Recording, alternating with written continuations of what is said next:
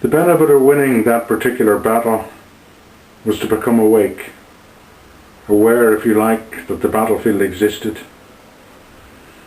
Aware too, although I could receive guidance, no map of the territory existed unless I was prepared to draw it myself. And aware that I must go forward, for to go back would be to sink again into the pit from which I had emerged.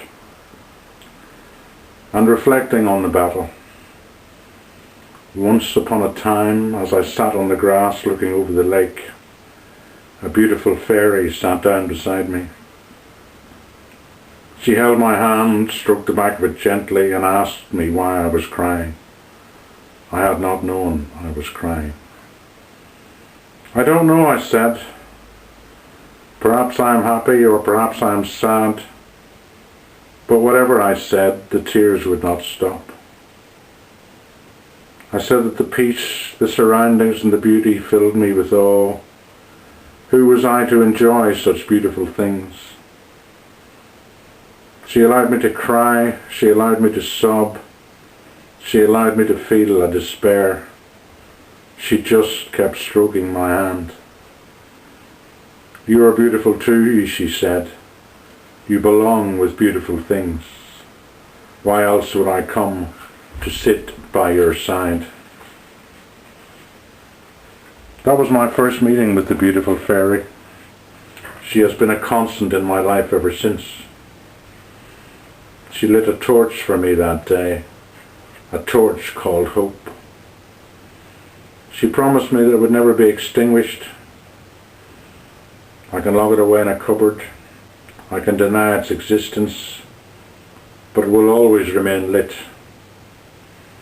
That torch is available for you too. If we hold it high enough, it will illuminate both the road ahead and the cave inside. And the paradox is it is more important to illuminate the inside of the cave than the road. For it is in the cave that we will discover the enemies we must overcome. Stored in the cave too are the attributes, the tools perhaps that we require for the battlefield. Different enemies, different battles, different tools required. Yet there are two which are an absolute requirement. The first of these is courage, somehow the one we find it easiest to deny we possess. And yet to step onto the battlefield at all requires courage. And if we hold that torch up high enough, we will always find it. We will have used it in the past. It is just that we have often called it something else. Use the torch, bring the light, you will find it. The other is hard work, perseverance, stubbornness, determination. Call it what you like. I had that in abundance. It had kept me enthralled for years by that mistress, convinced that she was right when all evidence pointed to the contrary. I could use that attribute. After all, the point is that stubbornness, turned round and pointed in a constructive direction, becomes determination. A battle won will lose significance without the hard work to consolidate that success.